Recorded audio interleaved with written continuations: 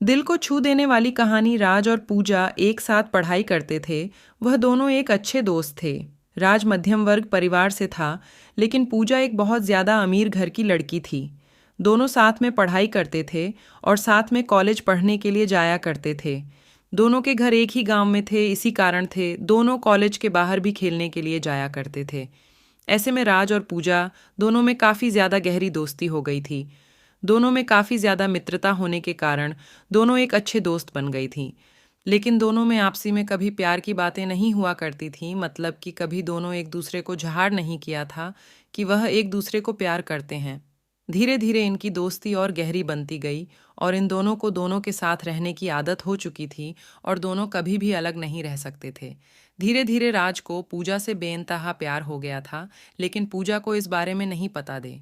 पूजा हमेशा चाहते थे कि वह एक अमेरिका तथा विदेश में रहने वाले लड़के से शादी करेगा जो बहुत ज़्यादा अमीर होगा। लेकिन राज एक मध्यम वर्ग परिवार से था, इसी कारण से पूजा की ध्यान राज पर नहीं गया। पूजा हमेशा से ही चाहते थे कि हमें अमेरिका में रहने वाले लड़के जो बहुत ज़्यादा कमाते हैं, मैं उन्हीं से शादी करूंगी और उनके साथ पूरी ज़िंदगी भर खुश रहूंगी।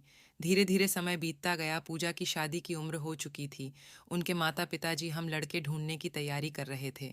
जैसे ही एक दिन पूजा राज्य कहता है कि मेरे पिताजी तथा माताजी मेरे लिए लड़का ढूंढने का प्रयास कर रहा है, तो उसके बाद हर राज के पैरों तले ज़मीन निकल गई, क्योंकि राज भी पूजा से बेइंतहा प्यार करता था। लेकिन राज पूजा के मन के बात को जानता था चित्र से कि हुआ क्या चाहती है, और पूजा तो हमेशा से ही अमीर लड़के से शादी करने के लिए चाह रहे थे। ऐसे में अगर राज अभी तो पूजा से शादी नहीं हो सकती थी, इस कारण से हुआ चुप ही रहा और जो हो रहा है उसे होने दिया। धीरे धीरे जैसे ही उनके माता पिताजी ही लड़का ढूंढने का प्रयास करने लगा था, वैसे ही एक अमेरिका से लड़का आया था शादी करने के लिए, जिसका नाम पीयूष था। बहुत ज़्यादा अमीर घर का लड़का था। वह अमेरिका में जॉब करता था और उसकी महीने की कमाई तकरीबन 500 डॉलर्स प्रति घंटा थी। जैसे जैसे शादी के बाद भी चलता गया, वैसे वैसे राज की ज़िंदगी खराब होने लगी थी। वह अपने आप में किसी भी चीज़ पर ध्यान नहीं देता था, साथ ही पढ़ाई लिखाई पर भी ध्यान नहीं दिया करता था। राज को पूजा के जाने का गम सताने लगा और वह चाहकर भी इस बात को नहीं बोल सकता था कि राज पूजा से शादी करेगा, क्योंकि राज के पास से अपनी हैसियत नहीं थी जितनी हैसियत के लड़के के बारे में पूछा आपसे सोचा करते थे और रात को भी बताया करते थे, युवा कितनी हमें लड़के से शादी करेंगे। धीरे बात फाइनल होने लगी थी शादी की। पूजा और राज के बारे में काफी लोगों की बहुत ज्यादा पता था कि यह दोनों हमेशा साथ में रहते, हो सकता है दोनों की शादी एक साथ हो। उसके बाद एक दिन पूजा राज कहती है कि मेरी तो शादी होने वाली है, क्या तुम अपनी शादी नहीं करोगे? पूजा कहता है कि मेरा अभी शादी करने का मन नहीं है, पहले तुम कर लो, उसके बाद मेरा मन होगा तो मैं बाद में शादी कर लूंगा। वह दिन दूर नहीं था जब पूजा की शादी नज़दीक आ रही थी। जैसे जैसे पूजा की शादी नहीं दिखा रही थी, वैसे वैसे राज का जीना मुश्किल होने लगा था। वह अपनी लव स्टोरी इन हिंदी के बारे में किसी से कुछ नहीं कहता था और लोगों को भी ये पता नहीं, कुछ भी नहीं चल रहा था कि राज पूजा से प्यार करता है। जैसे जैसे पूजा की शादी नज़दीक आ रही थी, वैसे वैसे राज की ज़िंदगी में बेचा ही नहीं हो, बेदर्द ज़िंदगी शुरू होने वाली है, हो रही थी। जैसा कि आप सभी लोग रुलाने वाली लव स्टोरी को बहुत ज़्यादा पसंद करते हैं, ठीक है, इस कहानी में भी है। इस कहानी में राज जब एक दिन दिखता है कि पूजा के घर में बहुत सारे आदमी आए होंगे और उसके घर में पीयूष, जिससे पूजा की शादी होने वाली थी, वह भी आया हुआ था। जितना देखते हैं राज सब कुछ समझ गया कि पूजा की शादी फिक्स होने वाली है। और राज मन ही मन अपनी औकात पर पछतावा कर रहा था कि अगर मेरे भी औकात होती है ज़्यादा पैसों की, ज़्यादा अमेरिकी, तुम्हें भी पूजा जैसा नहीं कर सकता था। जैसे ही पूजा की शादी फिक्स हो गई थी, उस दिन रात में राज रात भर नहीं सोया था। वह रात भर अपने बिस्तर में रो रो कर अपने प्यार को याद कर रहा था। राज सोच रहा था कि मैंने प्यार में किया तो ऐसा प्यार किया कि नहीं उसे बता सकता हूँ और ना ही उससे शादी कर सकता हूँ। इसके बाद राज फिर सुबह उठकर है और पूजा के घर चला जाता है, क्योंकि पूजा में उसके घर आई थी राज को बुलाने के लिए। दोनों की शादी में महज कुछ ही दिन बाकी थे।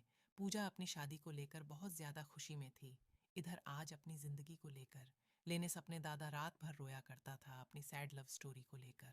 दोस्तों, हमेशा से ही प्रेमी प्रेमिका के बीच में यही सब होता आया है।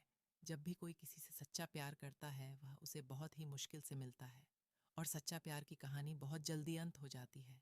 अब तो पूजा की शादी होने ही वाली थी। राजेश की तैयारियों में बिजी था। पूजा राज को अपने साथ कभी मार्केट लेकर जाती है तो कभी कपड़े खरीदने के लिए रुक अभी दर्जी के यहाँ। राज बेचारा पूजा की शादी को लेकर बहुत ज्यादा तैयारियां कर रहा था।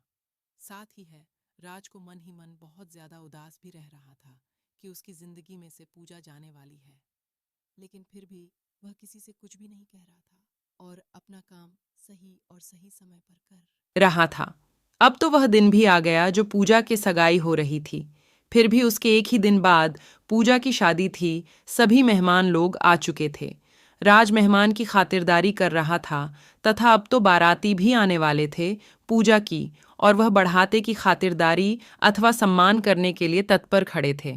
आपको बता दें कि दिल में इतनी ज्यादा दर्द होने की वजह से अपनी प्यार की कहानी किसी को बताए बिना एक बार चुपचाप सब कुछ जान कह रहा था।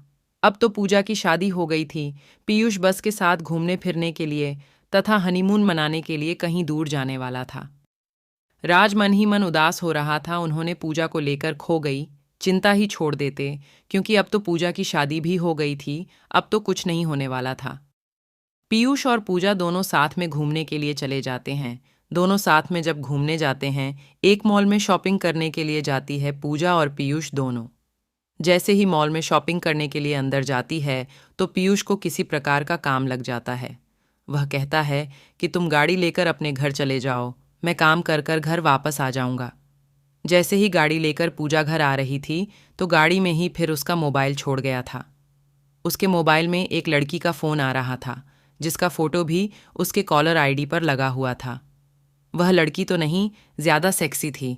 नग्न अवस्था में फ़ोटो लगा हुआ था। ये देखकर पूजा को गुस्सा आ गया और उन्होंने सोचा कि यह कौन लड़की है जो मेरे पति को फ़ोन करती है। पूजा गुस्सा से फ़ोन उठाती है। वैसे ही फ़ोन उठता है, उधर से आवाज़ आती है, जानू तुम कहाँ हो? लग रहा है मुझे छोड़कर कहीं चले गए हो या तुम्हें कोई दूसरी मिल गई है। अब तो तुम मुझे फ़ोन भी नहीं करते हो।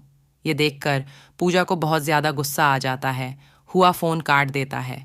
जैसे ही पूजा फ़ोन करती है वह बहुत ज़्यादा गुस्से में होती है। वह गाड़ी इधर उधर और बहुत ही स्पीड चलाने लगती है। गाड़ी स्पीड चलाने के क्रम में उसके सामने एक बहुत बड़ी गाड़ी आती है और पूजा गाड़ी को कंट्रोल नहीं कर पाती है और उस गाड़ी में जाकर टक्कर मार देती है। पूजा जैसे ही गाड़ी को टक्कर मार दी है वह बेहोश हो जाती है। अब तो पूछा कि बहुत ज़्यादा हालत ख़राब हो गई थी। उसके दिमाग से बहुत ज़्यादा खून निकल रहा था, मतलब उसके सर में चोट लगी थी। जैसे ही ऐसी जानकारी पूजा के घर वाले तथा राज को मिलती है, वह तुरंत ही दौड़े दौड़े शहर जाकर अपनी पूजा को उड़ाकर हॉस्पिटल लेकर आता है। हॉस्पिटल ले जाने के क्रम में पूजा की हालत बहुत ज़्यादा ख़राब हो जाती है, जिस कारण से उसे बहुत ज़्यादा मात्रा में उसके सर से खून भी निकल रहा था। ये देखकर राज को बहुत ज़्यादा फिक्र होने लगी थी, लेकिन फिर भी वह पूजा को संभाल कर हॉस्पिटल लेकर गया। हॉस्पिटल लेकर जाने के बाद डॉक्टर ने चेक करता है और कहता है कि इसके दिमाग में चोट आई है, पूजा की दिमागी हालत सही नहीं है। हो भी सकता है ये पूजा को अब कुछ याद भी ना आए, और याद आने में कितना दिन लग जाए ये कह भी नहीं सकते हैं। उस समय तक अब तो पीयूष हॉस्पिटल आ चुका था। डॉक्टर की ये बातें सुनकर पीयूष कहता है कि अगर इसे याददाश्त नहीं आएगी तो मैं इससे नहीं रखूंगा। अगर इसकी स्वास्थ्य सही नहीं रहेगी तो ये मेरा कौन सा काम आएगी। इससे बेहतर होगा कि मैं कोई दूसरा शादी कर लूंगा, आप अपना बेटे को देख लीजिए। ये बात पीयूष कहता है पूजा के माता पिता से। लेकिन पूजा के माता पिता भी इन सभी बातों को नहीं बोलना चाहते थे, नहीं सुनना चाहते थे, क्योंकि उसके बेटे की तबीयत बहुत ज़्यादा ख़राब थी। वह जल्द से जल्द चाहते थे कि उसकी बेटी पूजा पहले सही हो जाए, उसके बाद जो होगा देखा जाएगा। इतना कहते पीयूष कहाँ से चला जाता है और कहता है कि अगर इसकी तबीयत और इसकी दिमागी हालत पूरी तरह से सही हो जाए तो मुझे बता देना। और साथ में पीयूष यह भी कहता है कि अंग्रेज़ की दिमागी हालत सही नहीं हो रही होगी तो मुझे मत बताना, मैं दूसरा दोबारा शादी कर लूँगा।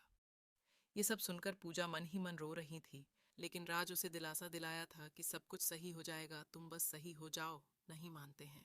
उसके बाद पूजा अपना रिश्ता सारा उसे तोड़ देती है और दोनों फैमिली के बीच पूरी रिश्ता खत्म हो जाता है। उसके बाद पूजा हो रहा है कि शादी बड़े ही धूमधाम से सभी के आज्ञा के अनुसार होती है। शादी के दिन पूजा और हैराज बहुत ज्यादा खुश थे। पूजा को क्या मालूम चल गया था कि पैसा कुछ भी नहीं होता है अगर जिंदगी में प्यार नहीं है तो। क्योंकि पैसा तो कमाया जा सकता है, लेकिन एक अच्छा इंसान जो प्यार करने वाला होता है वह कभी नहीं मिल सकता है। पूजा को यह अच्छी तरह से मालूम हो गया था कि जिसके पास ज़्यादा पैसा रहता है वह ज़्यादा ही लड़कियों के चक्कर में रहता है, और जो बाहर देश में रहता है वह तो बहुत ज़्यादा लड़कियों के चक्कर में रहता है। इसी कारण से वह अपने पड़ोस में रहने वाले राज से शादी करने का फैसला किया था। अब तो शादी करके दोनों अपनी अपनी ज़िंदगी बहुत अच्छा था, बहुत मस्ती के साथ गुजर रही थी। इस love story in Hindi heart touching से हमें यह शिक्षा मिलती है कि हमें अपनी पसंद के लड़के भी कभी भी अमीरी गरीबी का फासला नहीं ढूंढना चाहिए, बल्कि अपने जीवन साथी में जो हमें ज़िंदगी भर प्यार कर सके ऐसा जीवन साथी ढूंढना चाहिए। क्योंकि आजकल की लड़कियां सिर्फ पैसों वाले लड़कों पर मरती है। इसी कारण से मैं सभी को कहना चाहता हूँ कि ज़िंदगी में पैसा ही सब कुछ नहीं होता है, प्यार करने वाला ही अच्छा सा लगता है, जीवन में स्वर्ग ला सकता है।